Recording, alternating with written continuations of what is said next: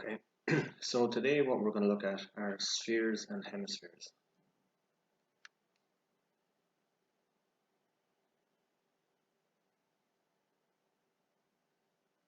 Spheres and hemispheres.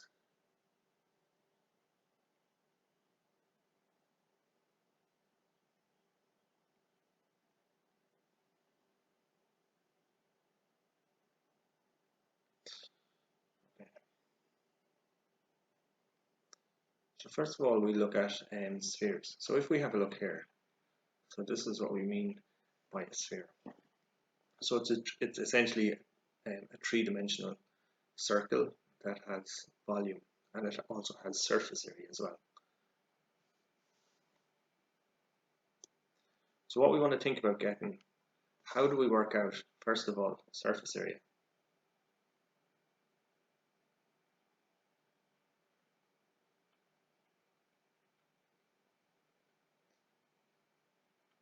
We'll just abbreviate it as surface area. So what do we mean by surface area? So surface area is basically going to be, if you're to take the entire surface of a sphere, okay, like how much of that surface can you cover? Okay, so imagine you have a surface like so. So imagine if I had to color this whole sphere in black. How much area am I going to have to cover? And that's what we mean by surface area. And the problem with, like, if we think about the surface area of a rectangle, for example, it's length by breadth, that's straightforward. But because this is a curved surface, and it it adds in a little bit of complexity that we have to try and work with. Now, if we think about a sphere, for example, so imagine I'm to rotate this around. And we'll just zoom in a little bit. So a sphere is going to have a radius. So imagine you have a center point in the sphere, draw a line, and you're going to have a radius, like so. Now, if we take a cylinder, for example, and we look at a cylinder and we look at the underside of the cylinder,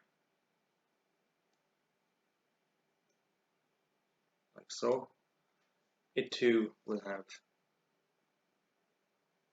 the base of the cylinder is circular, and it too will have a radius as well. And we'll call this radius r. Now also with a cylinder, it's going to have height as well. So if we say, let's say let's just change it to a color that can be seen. So it's going to have a height from top to bottom. So that's going to be the height of the cylinder. Now, a guy called Archimedes, what he proved was that the surface area of a sphere, so if I wanted to figure out the surface area, so remember, it's like the whole, if I wanted to color in the whole sphere, that area that I have to cover, what he found was that the surface area of a sphere is equal to the curved surface area of the smallest cylinder that contain it. So if we think about this cylinder that we have here, so if we think about the curved area, okay, so it's this whole, if we go all the way around the circle, around the curved surface of this sphere, that's what's known as the curved surface area. And what he found was that if you're trying to figure out what the curved surface area of a sphere is, if you take a cylinder that's small enough to contain, so first of all, the radiuses have to be the same. So for example, if we take this sphere here, so we can see here, okay, they're roughly around the same size, okay? So the radiuses have to be roughly the same. And then also as well,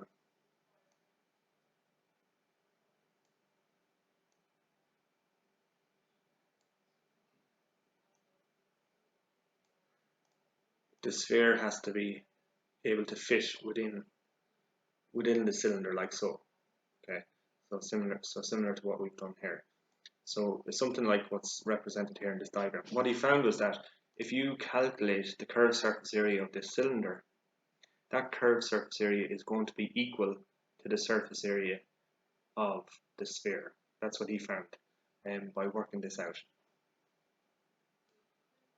Now, if we think about the curved surface area of a cylinder, how do we work that out? We've talked about this already. So the curved surface area of a cylinder, so this is of a cylinder, let's say. I'll just emphasize it here. So the curved surface area is going to be equal to 2 times pi times the radius times the height. Okay, so it's 2 times pi times the radius and times the height. So this is the formula that we use to get the curved surface area of a cylinder. Now if we think about, if we start to introduce the circle then, let's say into this, and we try and amalgamate or prove or derive a formula that we can use then to work out the curved surface area of a cylinder. So let's think about this. So what's the height of the cylinder going to be in relation to the sphere? Well, the height, if we think about the sphere is going to fit into this. So this is going to fit right into the cylinder. So one way that we could think about it is we could say that it's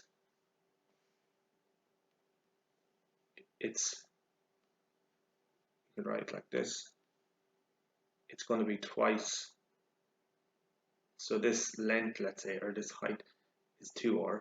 So it's twice the radius. Okay, so 2r. So this height here is also going to be 2r because the circle fits perfectly into it.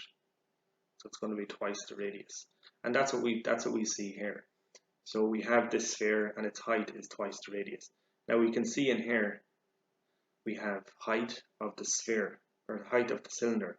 So what we can do is we can replace this with 2r, twice the radius, and it's the radius of the sphere that's going to fit inside the cylinder. So this becomes 2 times pi times the radius times the height, which we are saying is 2r. And that's coming, it's twice the radius is the height of the sphere, and therefore if the sphere fits perfectly into the cylinder, it's going to be twice the radius. The height of the cylinder is going to be 2r. And what this becomes then, so this is equal to, if we multiply this out, it's going to be 4 pi r squared. So 2 by 2 gives us 4, and r by r gives us r squared, and pi just stays the same. So then what we can say then is that if we want to get the curved surface area of a sphere, curved surface area of a sphere,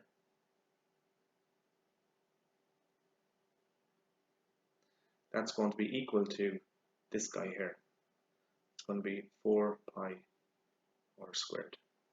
So that's how we can work out the area or the curved surface area of a sphere. And this is what we use here. So this formula here. And basically that's been derived from a formula that we already know, which is the working out the curved surface area of a cylinder. So it's just very important to kind of know and understand how these are all linked together.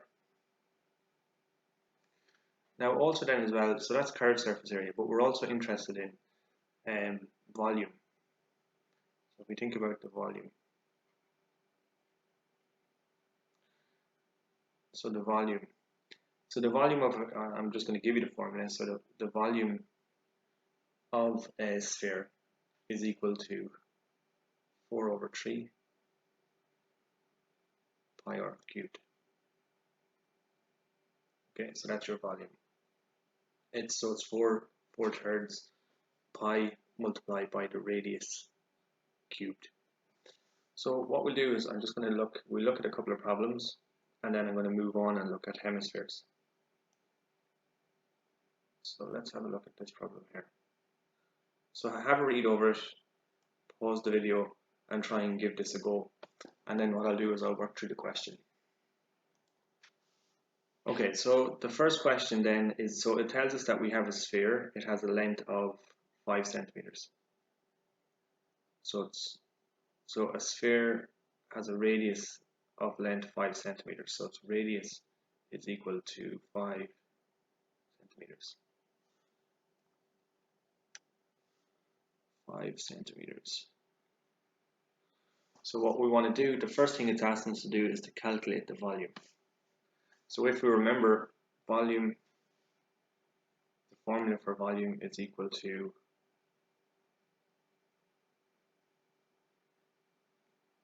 four over 3 pi r cubed. So that's our formula for volume. So all we have to do is we just take our radius and we substitute the value into this formula. So volume then is going to be equal to 4 over 3 pi times the radius, which is 5, to be cubed. So what we can do is we can work this out. We can use our calculator.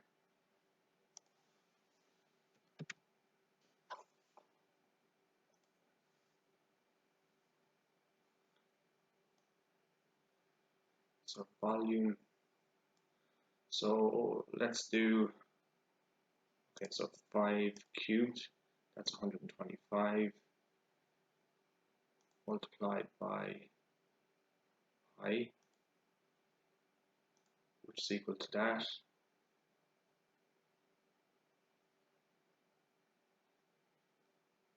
multiplied by 4/3. So multiplied by bracket 4 divided by 3, close bracket. So 4/3. So what's that equal to?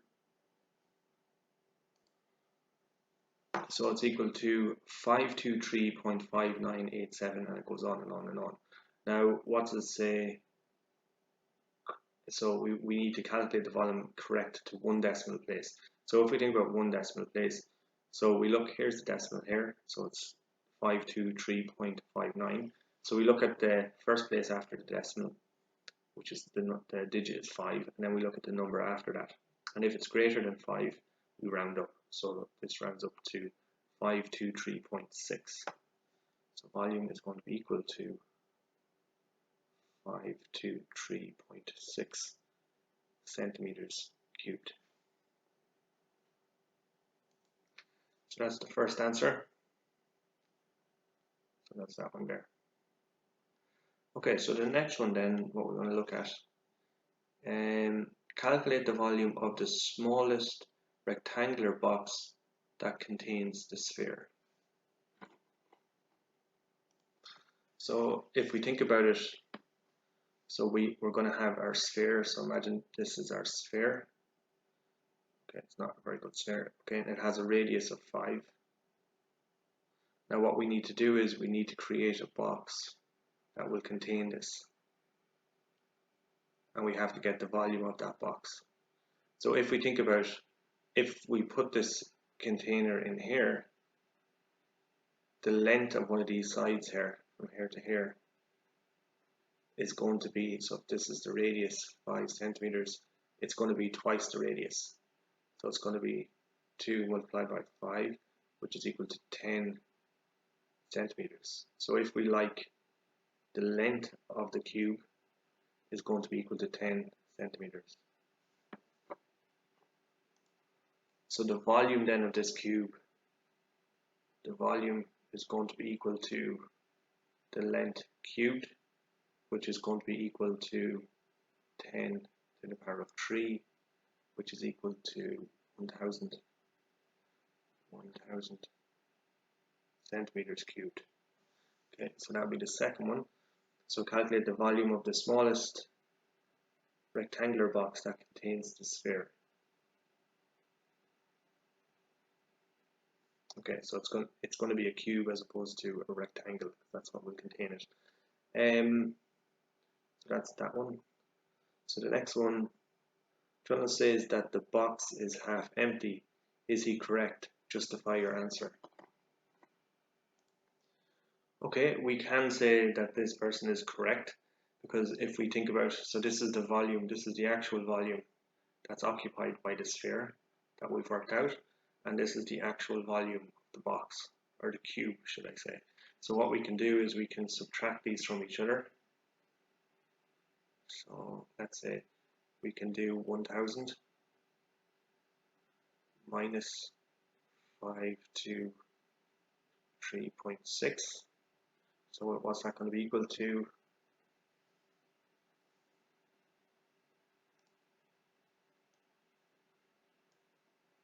Cancel this. So 1000 minus 523.6. That's equal to 476.4. So 476.4.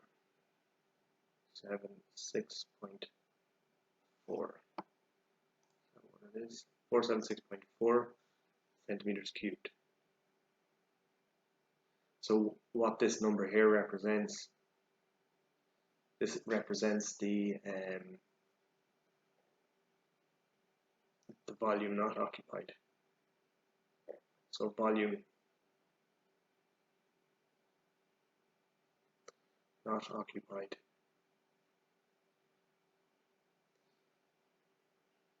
by the sphere. So this is like the space around,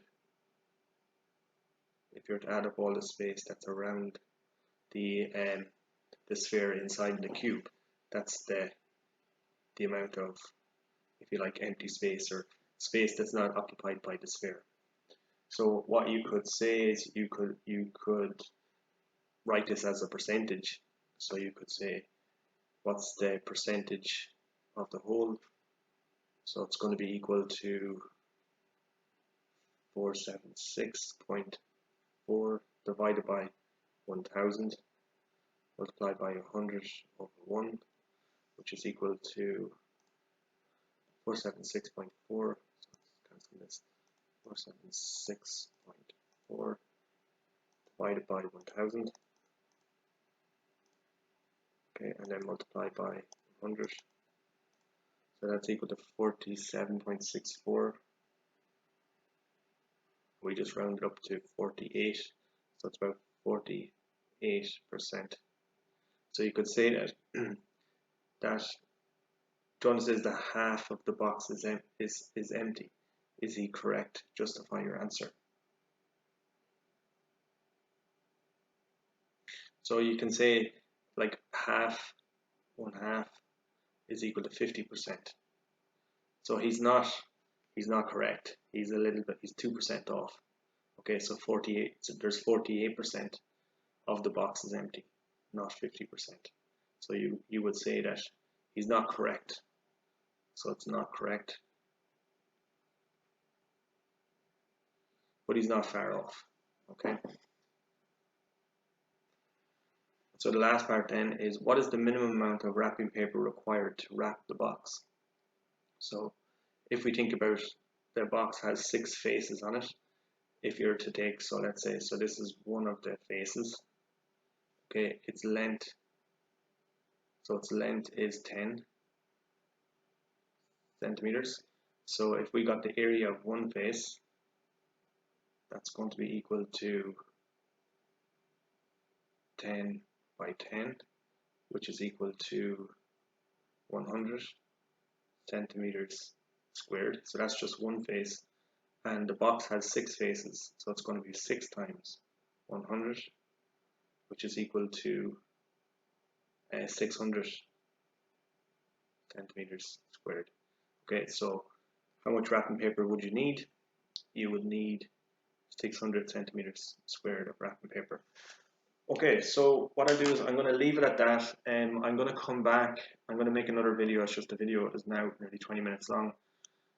So I'm going to make another video and continue on from this, and we look at hemispheres and how we go about calculating hemispheres. But have a look at the video, and hopefully this makes sense. So that's just an example of a question. Okay guys, thank you.